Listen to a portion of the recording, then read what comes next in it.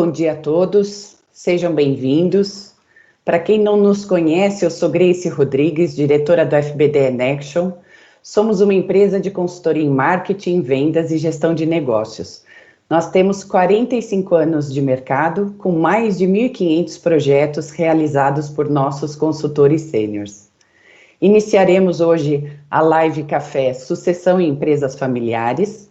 Nós disponibilizamos o e-mail live@fbde.com.br para comentários, sugestões e para que vocês possam compartilhar a experiência de seus negócios conosco, tá ok?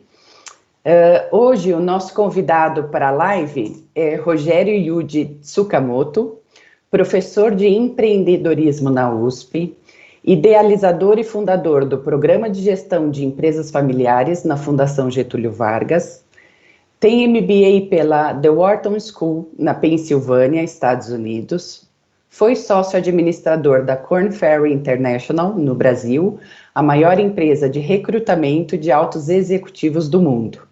É membro do IBGC, Instituto Brasileiro de Governança Corporativa, entre outras atividades. Seja bem-vindo, Rogério. Trazendo o contexto da live, nós estamos presenciando um momento que nos apresenta novas demandas, novos tempos e que não foram previstos nem planejados pela gestão da empresa, né? Nós fizemos um levantamento e desde a fundação do FBDE Nexion, nós vivenciamos 15 crises, né? Não só as econômicas brasileiras, mas crises mundiais e também crises de saúde, ou seja, em média, uma crise a cada 3 anos, e em todas elas, nós tivemos um papel importante como agentes de mudança e transformação das organizações. Ou seja, a gente está vivendo uma crise de saúde nesse momento, nós vivenciamos, além disso, problemas na área política, na área econômica e também na área financeira, né, em função de toda a mudança da demanda dos mercados e em função da pandemia que nós atravessamos. Então, principalmente nas empresas familiares, nós já vivenciávamos alguns problemas de gestão, e em alguns casos, não só a família e todos os seus sucessores, todos acabam ficando dependentes do bom desempenho da empresa, inclusive para sustentar suas famílias. Então, eu pediria, Rogério, que você abrisse seu microfone e trouxesse para a gente o que, neste momento, impactou ou mudou o processo de sucessão das empresas familiares. Seja bem-vindo e bom dia. Bom dia. Obrigado, Grace. Em primeiro lugar, queria agradecer em seu nome o FBDE, toda a equipe que está ajudando toda nessa live, e a quem está assistindo, agradecer pelo privilégio. O que mudou, Grace, é que as pessoas se tocaram agora que elas morrem. A gente sempre contava a piada que fundador acha que nunca vai morrer. E as pessoas agora estão dando valor a acordar de manhã e agradecer por estar vivo, porque a incerteza está cada vez maior. A nível das empresas também, as empresas estão morrendo, mesmo empresas muito capitalizadas estão preocupadas com o futuro, o que vai ser do futuro delas. E nesse processo todo, em que aparece a finitude da vida da pessoa física e da empresa, muita coisa interessante tem acontecido. Então, um dos aspectos talvez mais interessantes é a quantidade de testamento que as pessoas estão solicitando. Então, com fundadores, alguns que eu já vinha falando há 3 anos que devia fazer testamento, de um momento para o outro eles me ligam e querem para ontem o testamento, porque agora eles acham que podem morrer e vai deixar um monte de confusão para trás, quer dizer, eles querem colocar em ordem. E testamento, eu sempre considerei um instrumento assim, mais fácil, mais rápido para qualquer processo de planejamento sucessório e planejamento patrimonial. O testamento sempre foi o número 1, a minha recomendação, porque tem várias vantagens. Entendi. Fala um pouquinho para a gente um pouco mais de qual é a relevância, Rogério, do testamento numa situação, né, sem dúvida ninguém deseja isso, mas por uma situação imprevista, onde um sócio ou até algum herdeiro venha a ter o falecimento, e qual que é o efeito desse instrumento na administração do negócio? Olha, por que eu sugiro o testamento? Porque testamento você pode ter desde um simples que você vai no tabelião e ele faz para você, até um bem sofisticado. A grande vantagem do testamento é que no testamento você pode dispor sobre metade dos seus bens. Metade do seu patrimônio é considerado herança legítima, tem que ir para os herdeiros necessários, e metade você faz o que você quiser. Tem algumas restrições, por exemplo, não pode deixar para amante, coisas desse tipo, mas fora algumas particularidades que tem, o testamento ele permite que você canalize antes de ter outros instrumentos sucessórios ou de proteção patrimonial, ele permite que na hora já tenha, na hora que a pessoa falece, se falecer no dia seguinte, por exemplo, ele já está em vigor. Então, por exemplo, você pode pegar metade do teu patrimônio e destinar, vamos dizer que o marido e a esposa começaram a empresa, são os dois fundadores. Vamos dizer que o marido, no falecimento dele, a esposa ficaria com 50%, se não tiver testamento, e os filhos com 50%. É possível deixar 75%, até 75% para a esposa e 25% para os filhos. Aí, quando a esposa morrer, os filhos recebem. O mesmo contrário, se falecer a esposa, o marido fica com 75% e os filhos ficam com 25%. Agora, não é só gente de idade que precisa fazer testamento. Pessoas jovens que já têm patrimônio, ou que teve patrimônio adiantado em vida, eu recomendo que faça testamento também, porque uma coisa que pouca gente sabe, se você tem um casal, vamos dizer que o marido faleceu, e tem filhos menores de idade, mesmo dependendo do regime de casamento, a esposa vai ser herdeira, na maior parte das vezes vai ser herdeira, assim como os filhos. Agora, existe uma particularidade no direito brasileiro que o cônjuge sobrevivente, no caso a mãe, tem usufruto sobre os bens dos filhos. Significa que ela pode até nem ser herdeira, dona do negócio, mas enquanto os filhos forem menores de idade, ela que vai usufruir do patrimônio. Então, se ela se juntar de novo, quiser bancar um Ricardão, gastar o dinheiro dela, que seria dos filhos, ela pode fazer. O testamento permite que seja controlado esse tipo de coisa. Perfeito. Ou seja, é uma forma de orientar pelo menos metade, né, da empresa, do negócio que está em questão, ou do patrimônio, que ele seja orientado da maneira como o fundador o criou. Porém, a gente tem visto nesse momento que as pessoas também estão muito abaladas psicologicamente, né, buscando um apoio. E tudo isso nós conversamos numa hipótese de falecimento. E na hipótese da pessoa realmente reconhecer que ela está incapaz, seja por motivos físicos ou de saúde física ou saúde mental, ele não esteja mais preparado para fazer a gestão da empresa. O testamento também tem um efeito nesse caso? Então, Grace, uma das grandes vantagens também do testamento é que você muda o testamento na hora que você quiser. Eu, por exemplo, para alguém doar em vida para filho, doar em vida para filho, vai brigar muito comigo, porque eu acho que tem que controlar o patrimônio, está em controle do patrimônio, não da gestão do negócio, mas durante todo o tempo. Outros instrumentos que podem ser usados, por exemplo, o testamento ele só passa a valer no momento do falecimento da pessoa. Então, se ficar incapacitado, o testamento não entra em vigor. E aí é que existe instrumentos como ata notarial ou diretivas antecipadas de vontade, em que se estabelece que, caso fique incapacitado temporariamente ou permanentemente, quem é que vai fazer a gestão do patrimônio. E o juiz tende a seguir esse tipo de solicitação através desses instrumentos públicos, né? Não é um instrumento particular, é um instrumento público feito junto ao cartório. Também são instrumentos muito importantes, porque incapacidade, desde um infarto até um AVC, pode levar a esse tipo de comprometimento da empresa e do patrimônio da família. Entendi. A gente falou em falecimento e incapacidade, mas vamos falar de algo mais positivo, né? Nós estamos num mundo em total transformação, passando para todo um ambiente digital e entendendo que o fundador, o empreendedor que iniciou o negócio, talvez não se sinta mais preparado para enfrentar as mudanças que o mercado, que a transformação digital está trazendo, né, na gestão da empresa, que outros aspectos em termos de documento, de gestão, de alçada de gestão pode ser revisto para dar uma melhor orientação na gestão da empresa.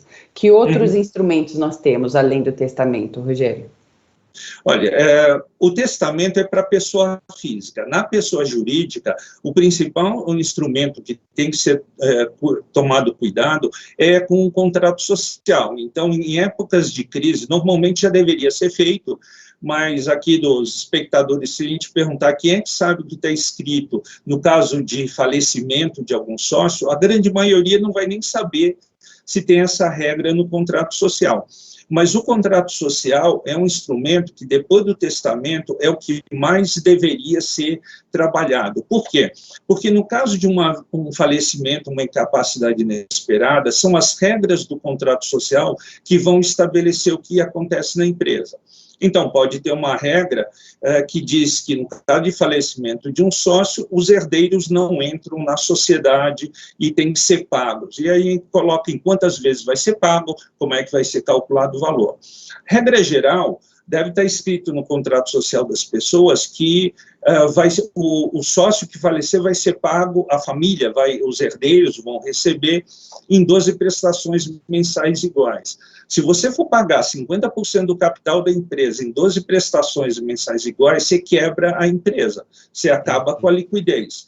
Então, o contrato social é o lugar certo que a gente tem que olhar para verificar, para questões da empresa, não do ponto de vista particular. E, igualmente, por exemplo, o poder de administração. Tem empresa que só tem um administrador. Se esse administrador ou administradora ficar incapacitado, o que acontece com a empresa? E aí é que entra um instrumento muito importante, que são as procurações. A procuração mais importante é a procuração de uma pessoa jurídica para uma pessoa física. Então, por exemplo, se o pai passa uma procuração para o filho, o pai, pessoa física, para o filho, pessoa física, se o pai ficar incapacitado ou falecer, essa procuração automaticamente perde o valor. Agora, se o pai, como administrador da empresa, passar uma procuração para os filhos, em que, numa incapacidade dele, os filhos podem atuar, é uma procuração da pessoa jurídica, o pai está assinando como administrador, passando poder para os filhos atuarem como procuradores da empresa. Essa procuração não perde valor no caso de incapacidade de quem passou a procuração, porque é uma procuração de pessoa jurídica para física. Essa é também igualmente importante. Tem alguns outros instrumentos que as pessoas que acompanham mais sabem, um acordo societário, um código de conduta, um protocolo familiar, mas esses eu não vou nem entrar em detalhe aqui, porque só testamento precisaria de uma outra live. E a questão do acordo societário, código de conduta, leva tempo para desenvolver, e eu acho que na situação atual, o que eu prefiro focar são instrumentos que ajudam a resolver o problema imediato, que é o caso do testamento, revisão do contrato social e procuração da pessoa jurídica para a pessoa física. Perfeito. Agora a gente vê também muitas empresas onde não só o negócio, né, está em foco, mas tudo aquilo que foi construído pelo seu fundador também está dentro da empresa, né? Então, todo o patrimônio, propriedades, tudo que ele adquiriu e construiu durante toda a vida acabou ficando centralizada na empresa. E talvez esse seja o motivo até de grande preocupação em estar transferindo a gestão do negócio para outra pessoa e comprometer tudo que foi construído ao longo da vida. Qual que é a sua visão a respeito disso? Olha, mesmo antes da pandemia, Quem trabalha nessa área de planejamento patrimonial e sucessório sempre avisa os clientes de que o pior lugar para ter o ativo da empresa é no CNPJ da empresa, não existe lugar pior. Então, por exemplo, se o imóvel da empresa, da fábrica, estiver dentro do CNPJ da empresa, ou o imóvel de um supermercado estiver dentro do CNPJ do supermercado, não tem lugar pior, porque corre risco trabalhista, tributário e ambiental. Não é questão de esconder patrimônio, mas de poder os pais poderem separar o patrimônio imobiliário, por exemplo, que eles construíram durante a vida, e eles terem controle desse patrimônio e poder passar a gestão, o fundo de negócio para sucessores, que podem ser familiares ou não familiares, e ter a tranquilidade de que a maior parte do patrimônio dele vai estar sendo garantido através de aluguel. Então, mesmo que ele não esteja mais na gestão do dia a dia, ele vai estar recebendo o aluguel desse patrimônio. Como é que faz para quem ainda tem o patrimônio da empresa dentro do CNPJ? Muitos fundadores se recusavam a tirar o patrimônio porque acham que o balanço fica bonito, fica forte perante bancos e credores. Isso aí há muito tempo que banco e credor não olha para esse tipo de coisa. O banco e credor prefere ter um imóvel garantido por uma empresa imobiliária dos mesmos proprietários da empresa do que depender, ficar depois de tributário e trabalhista. Então, o que eu sugiro é crie uma empresa, principalmente de imóveis, e concentre seus imóveis nessa empresa. Na realidade, quem me conhece sabe que eu prefiro ter uma empresa para cada imóvel de tamanho significativo. O que eu peço para não fazerem, principalmente nesse momento, já vem há uns 4 anos que eu falo para não fazer o que a gente chama de holding patrimonial. As holdings imobiliárias continuam 100% válidas para todos os casos praticamente. Agora, holding patrimonial, que é aquela em que você coloca participação societária, por favor, não façam empresa desse tipo nesse momento.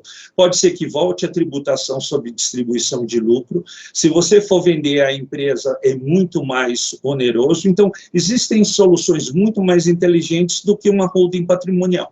Mas holding imobiliária, para separar o patrimônio dos pais, para que eles possam, com mais tranquilidade, deixar que sucessores ou sucessoras toquem o dia a dia da empresa, é um ponto fundamental para proteger pelo menos parte do patrimônio. Perfeito. Ou seja, a gente tem uma situação onde, pelo menos o patrimônio vai estar desvinculado da gestão da empresa, né? Então, isso, como você disse, acaba trazendo mais tranquilidade para o fundador. Acredito que esse é o ponto principal da transferência de bastão, né? A confiança, ou seja, o fundador enxergar que o sucessor está preparado para assumir a gestão da empresa. Como nós conversamos, esse é um momento muito desafiador para o empresário que teve muito sucesso no passado e hoje a gente tem um cenário bastante desconhecido em termos de futuro. Como que você enxerga, Rogério, o papel dos herdeiros e dos sucessores neste momento, no mundo que nós estamos vivendo aí em completa transformação? Grace, uma coisa muito interessante que você falou é confiança. Por que alguém faz uma empresa familiar? Porque confia no irmão, confia num filho, mas o que a gente precisa lembrar é que amor e ódio são 2 faces da mesma moeda. Né? Então, assim como confiar é fácil, também uma traição é briga para o resto da vida. E o que quebra a empresa não é pandemia, não é parada de venda, é briga de sócio. Os sócios param de ter interesse comum, vão brigar e vão acabar levando a empresa para o buraco. A coisa interessante que tem nessa pandemia é que as pessoas estão... agora, é como se estivessem começando do zero. Qual é a diferença dos pais e dos filhos? Os pais construíram patrimônio, passaram necessidade. Eu tenho clientes que foram calçar a primeira sandália aos 9 anos de idade. Eu tenho um cliente no sul do Brasil que, quando era criança, fazia xixi no pé de manhã cedo, no frio, para aquecer o pé. E você pega uma pessoa dessas, ela constrói o patrimônio com muita dificuldade, muita necessidade. Só que, ora, vamos dizer que chega a filha e fala, pai, vamos, e dá uma ideia, vamos fazer tal coisa? E o pai, antes da filha terminar, ele já fica vermelho, levanta e começa aquele discurso que alguns de vocês já devem ter ouvido. Há 40 anos eu faço dessa maneira. Se eu fosse burro, não tinha feito o patrimônio que eu fiz. O interessante desse momento é que zerou todo mundo igual, não existe mais. A empresa está parada, tem funcionários dependendo. Então, é o que o Sandro Magaldi chama de zerar o custo de oportunidade. Hoje, quando você ia implantar um projeto numa empresa familiar, tinha sempre aquele discurso, filha, eu não vou fazer isso porque eu posso perder o que eu já tenho. Hoje a empresa já perdeu, pais e filhos estão iguais hoje. Aquele negócio de ter 40 anos de experiência, não é 40 anos de experiência, é 40 anos de dificuldade, ter uma determinada visão do negócio, mas parou no tempo. Infelizmente, essa pandemia está fazendo uma guinada em que não interessa quanto tempo você tem de experiência, interessa daqui para frente. E, nesse ponto, é muito interessante que igualou os jovens aos pais. Os jovens têm muita garra, estão muito mais preparados para essa vida digital agora do que os pais estão. Então, as empresas que estão conseguindo fazer a combinação entre a sabedoria e a experiência dos pais, com o ímpeto empreendedor dos filhos, as novas visões, essas têm saído muito bem na crise. Entendi. Agora, não é uma equação fácil de se resolver esse alinhamento, né? Então, efetivamente, os herdeiros, eles tiveram uma formação muito mais estruturada, né, do que a maioria dos pais, porém ainda falta um pouco de vivência, de experiências de relacionamento. E em que momento o fundador ele deve decidir passar esse bastão, né, que chegou efetivamente o momento, porque uma coisa é o herdeiro querer assumir a gestão da empresa, outro momento é ele estar pronto efetivamente para assumir esse desafio. Então, de que forma que o fundador ele consegue blindar a empresa para que ela não corra risco de vida, mas que ela efetivamente desfrute justamente desse ímpeto, desse desafio que o jovem está preparado para assumir? Bom, blindar é praticamente impossível, ninguém tem certeza que vai entregar para alguém tocar, seja filho ou seja um profissional. A vantagem de um profissional é que, se não der certo, você demite. Filho ou filha, você não consegue demitir, né? Assim como não demite sobrinho. Então, a dificuldade no processo é resolvida através de muito diálogo. Como eu falei, os pais têm uma vasta experiência que trouxe os pais e as empresas e a família até aqui. Daqui para frente, são novas visões que vão ter que ter. E aí é trabalhar a 4 mãos. Agora, ninguém está falando em entregar todo o poder e falar, olha, daqui para frente você toca, até porque os pais não podem ficar parados. Um ponto que nós sempre enfatizamos em palestras, em aulas, em cursos, é que, tão importante quanto a preparação dos jovens, que, como você falou, os jovens em educação formal, eles estão mais bem preparados do que os pais. Fizeram diversos cursos, têm intercâmbio, falam diversas línguas, mas eles não têm a experiência, só que eles têm hoje uma perspectiva de inovação e uma vontade de ajudar muito grande. Um dos pontos principais sempre foi enfatizar que filho não deveria trabalhar na empresa da família depois da faculdade, vai trabalhar 2, 3 anos fora, aprender o que é um chefe chato, disciplina, horário de trabalho, para um dia voltar. 2 coisas que um jovem nunca aprende na empresa da família é orgulho pelo nome, porque geralmente é o sobrenome que vale, e também de saber que não depende da família para sobreviver, porque se um dia brigar na empresa familiar, tem a perspectiva de vida fora.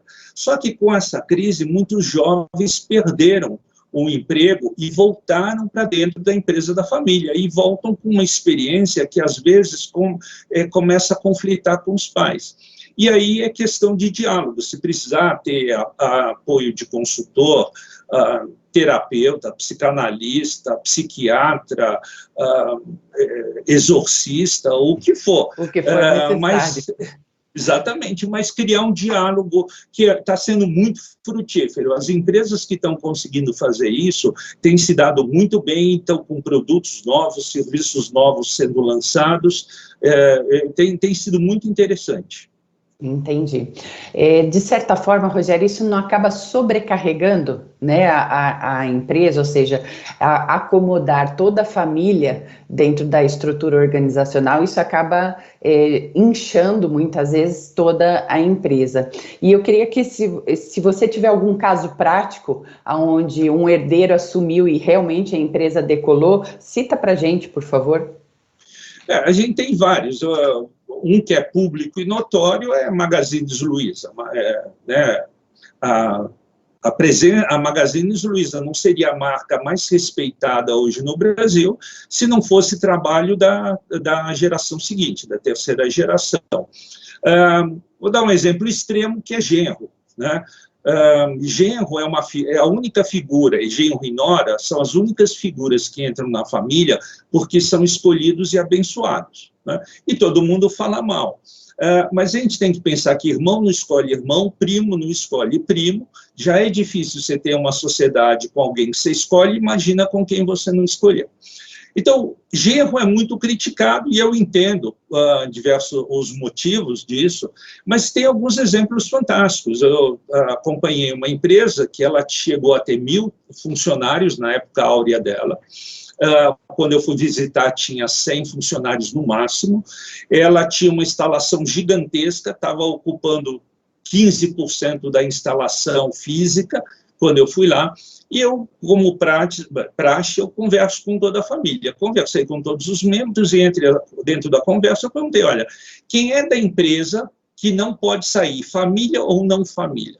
Bom, a coincidência foi que todo mundo da família falou que quem não podia sair era o bendito do genro. Por quê?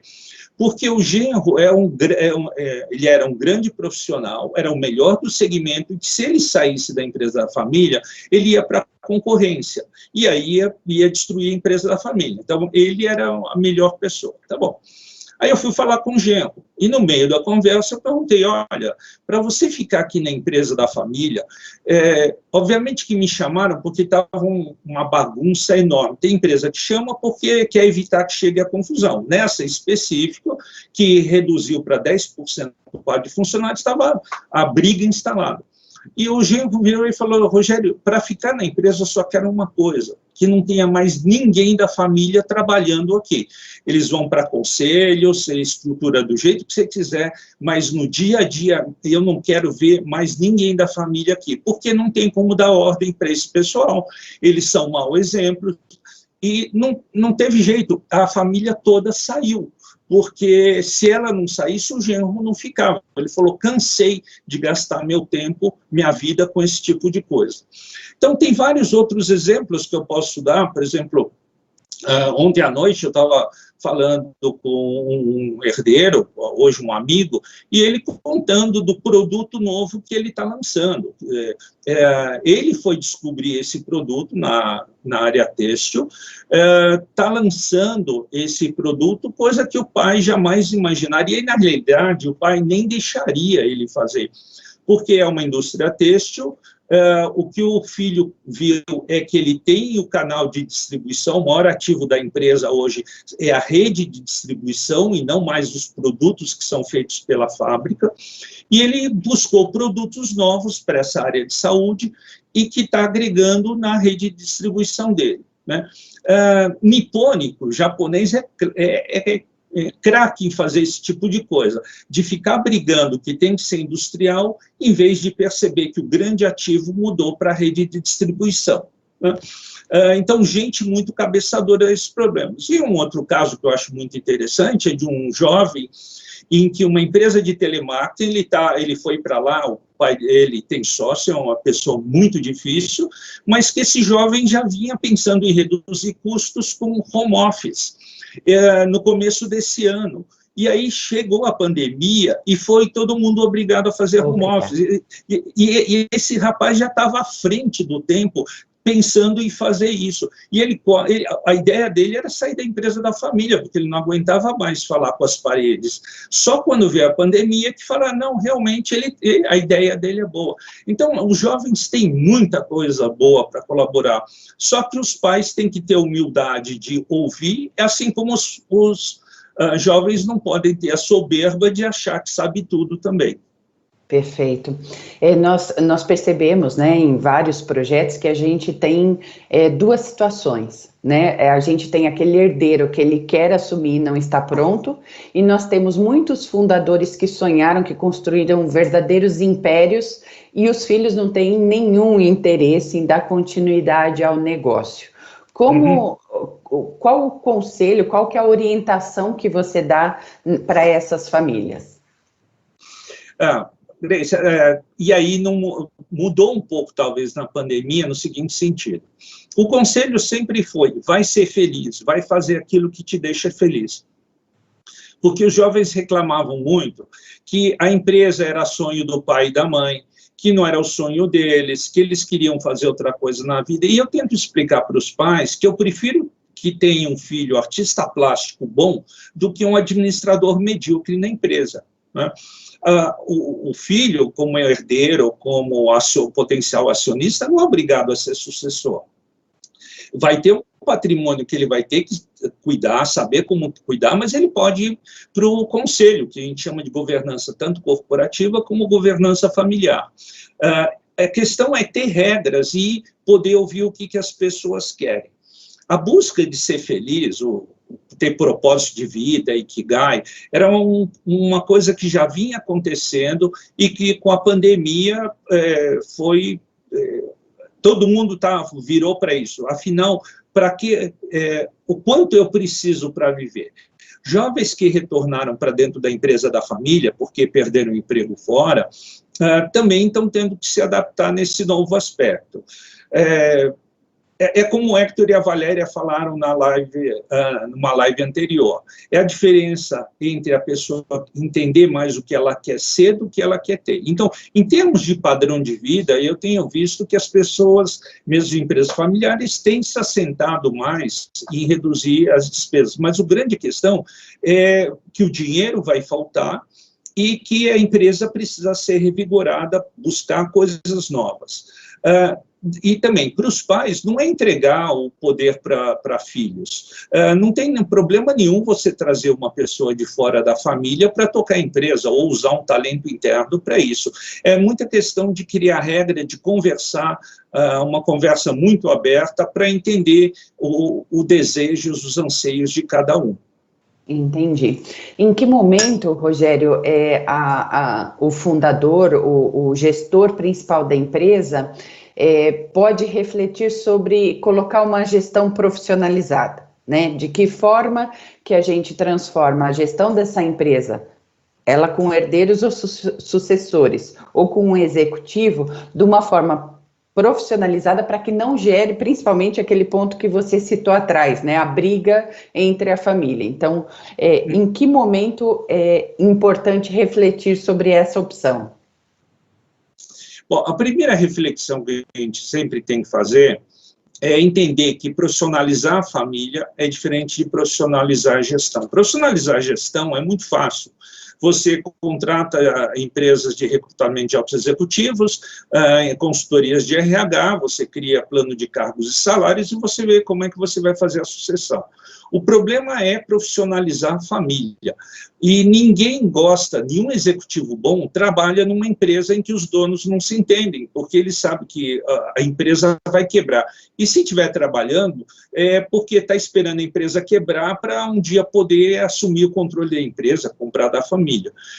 O ponto que eu coloco é, primeiro de tudo, profissionaliza a família. O que é profissionalizar a família? É criar regras de convivência. Por exemplo, uma coisa muito comum em empresas familiares é todo mundo da mesma geração ganhar o mesmo salário. Então, por exemplo, todos os primos ganham o mesmo salário, só que um rala pra caramba e o outro é um folgado. E aí o que acontece, acaba acontecendo? O que trabalha bastante, ele nivela por baixo e fala o seguinte: pô, já que meu primo recebe igual e não faz nada, eu também não vou fazer nada. Então, esse é uma regra de profissionalização da família que tem que ter, que diz o seguinte: você recebe o salário da função que você executa, né? Tem performance e bônus, mas se esse salário não é suficiente para manter o padrão de vida que você está acostumado, meu amigo, você pede mesada para os teus pais. A empresa não tem nada com isso, quem tem é teu bloco familiar. Então, esse tipo de comportamento que tem empresa familiar, em que para não haver, para manter a harmonia familiar, para não ter discussão entre os irmãos, que são os donos, dá salário igual para todos os primos. Isso aí preserva durante um tempo a harmonia familiar, mas no fundo vai gerar problema. Então, é criar regras. Agora, para profissionalizar a empresa, uma vez que a família está se entendendo, que a família dita os rumos, aí você pode ter um familiar como profissional dentro da empresa ou uma pessoa externa dentro da empresa.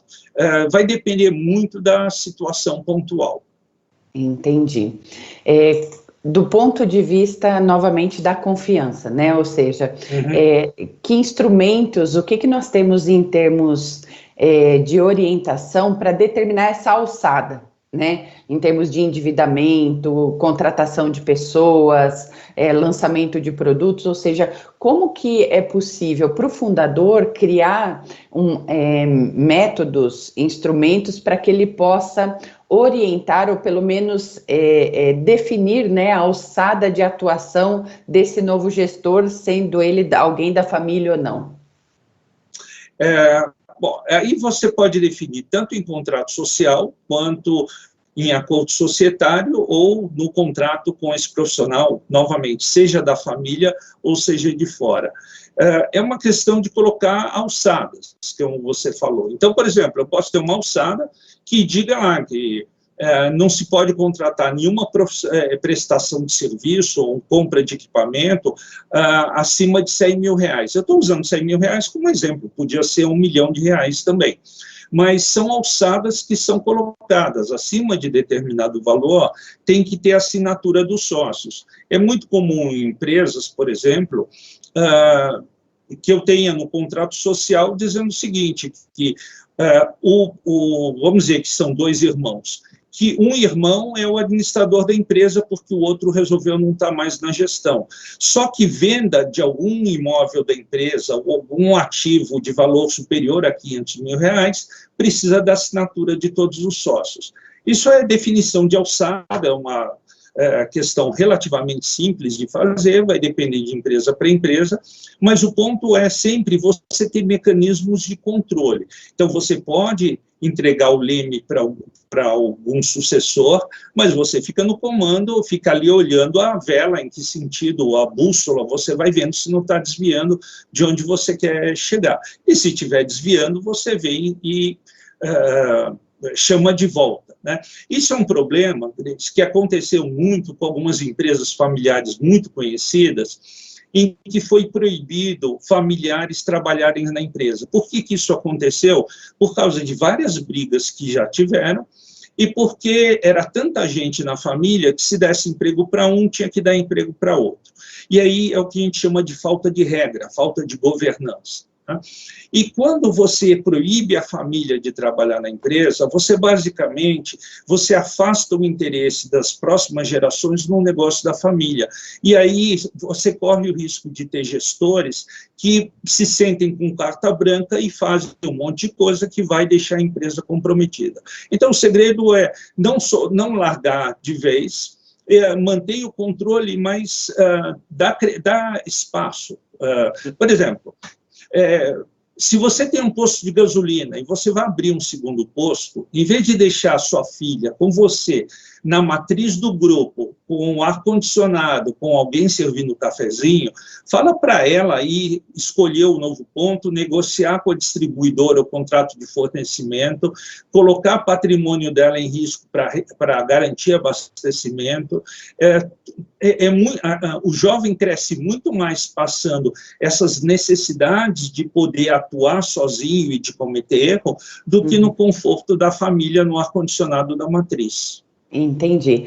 Agora, o que acontece? Justamente é um medo, né? Então, a gente chegou a conversar em outro momento a respeito dos riscos que uma empresa limitada acaba trazendo, né? Sim. Então, a preocupação, muitas vezes, do fundador em passar essas decisões para o filho ou para algum gestor profissional, numa gestão interina, por exemplo, é justamente essa pessoa, através das decisões que ela vai tomar, trazer problemas, inclusive jurídicos, para o fundador. Como que a gente blinda uma situação dessa? Tá bom. Como você falou, gestão interina, ou interim management, que a gente chama agora, um nome muito usado também, tem sido usado em muitas empresas que estão nesse momento, já há 4 meses com problema de faturamento, elas não têm ideia como é que vão inovar, então trazem uma empresa para assumir a gestão da empresa momentaneamente para esse período de crise. Depois que sair da crise, estabiliza e aí volta para a família, ou a família continua em conselho. Como é que a gente controla isso? Bom, vou dar um exemplo para você. Se eu fosse entregar a gestão da empresa para um terceiro, eu não teria o formato de empresa limitada. Porque uma sociedade limitada, os sócios são solidários. Apesar de no contrato social estar escrito um parágrafo bobo lá, os sócios são responsáveis pelo montante do capital que eles subscreveram, integralizaram, isso é bobagem. A lei trabalhista nunca respeitou isso, e tributário também, a gente tem vários problemas. Então, uma coisa que eu acho importante os ouvintes entenderem é que sócio de limitada é solidário. Significa o seguinte: você tem 1% da empresa, seu sócio tem 99%. Você teve um problema trabalhista, a empresa não tem patrimônio para pagar, você que tem 1%, você vendeu uma casa e tem 100 mil na conta, o juiz vai pegar os seus 100 mil reais, vai pagar o credor, e você que mova um processo contra o seu outro sócio para reaver os 99 mil que ele te deve. Mas para o credor, para o juiz, é a mesma, você e seu sócio são iguais, ele tira de quem tiver. Numa sociedade limitada, por exemplo, se eu fosse sócio de uma empresa de ônibus e não fosse o administrador da empresa de ônibus, eu exigiria que a empresa fosse uma sociedade anônima.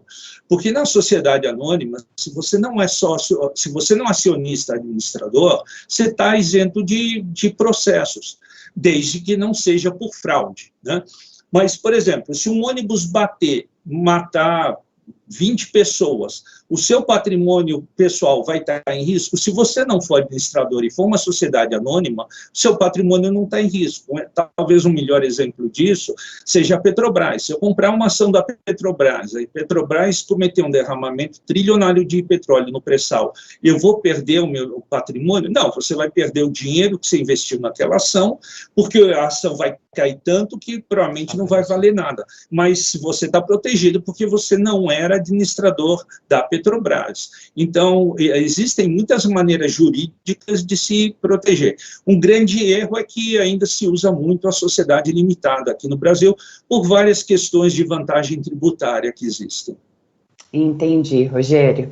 Nós já estamos a quase 50 minutos da nossa live, então a gente está no fim. Teriam muitas outras perguntas sobre liderança compartilhada, o próprio testamento, né, que você falou, gerariam muitas outras perguntas, mas infelizmente a gente já tem que ir para a parte final. O que eu gostaria de convidá-lo se as pessoas que estão nos assistindo tiverem interesse em bater um papo, em agendar um meeting com você, a gente poderia estar te convidando para conversar com esses empresários? Claro, com o maior prazer. Tenho o maior prazer de poder sentar e conversar. Como são assuntos muito sigilosos, complexos e sigilosos, Quem tiver interesse, entre em contato direto aí, acho que o live@fbde.com.br é mais fácil entrar em contato direto com vocês do que falar comigo para depois eu falar com vocês. Eu acho que agiliza bastante. E realmente é muita coisa para falar em pouco tempo, né? Mas eu fico totalmente disponível, a gente dá continuidade em pequenos grupos, individualmente, em meetings, como as pessoas quiserem. Perfeito, Rogério. Para a gente encerrar nossa live de hoje, deixa para a gente uma mensagem final para esses empresários que estão aí se fazendo tantas perguntas em como conduzir com seus herdeiros, seus sucessores, seus negócios, dentro da sua experiência.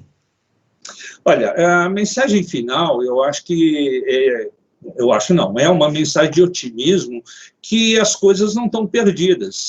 Para quem tiver capacidade de inovar, encontrar novos caminhos, recriar a empresa, existem milhares de oportunidades. A questão que eu acho é ter a humildade de buscar ajuda, contratar empresas de consultoria, buscar inovação, se precisar de apoio do ponto de vista pessoal, apoio psicológico, psicanalítico, psiquiátrico, não ter vergonha em buscar isso, mas não desanimar, porque oportunidades tem muitas aparecendo.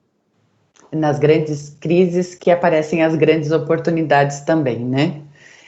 Queria muito agradecer o seu convite. Você quer fazer alguma complementação? Fica à vontade.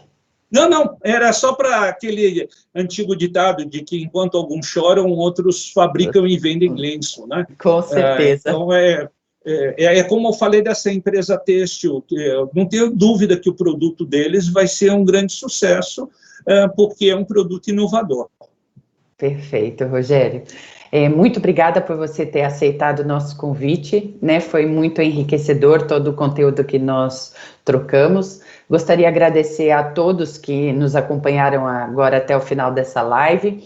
Essa live foi gravada, ela vai estar disponível no nosso site e também no nosso canal do YouTube. Então, quem está nos assistindo, se inscreva no nosso canal, compartilha com seus contatos e, como o Rogério falou, nós temos o e-mail live@fbde.com.br. Quem quiser bater um papo com a gente, com os nossos consultores, com o Rogério Tsukamoto, entre em contato com a gente, façam comentários, sugestões, para que a gente possa multiplicar esse conhecimento. Tá?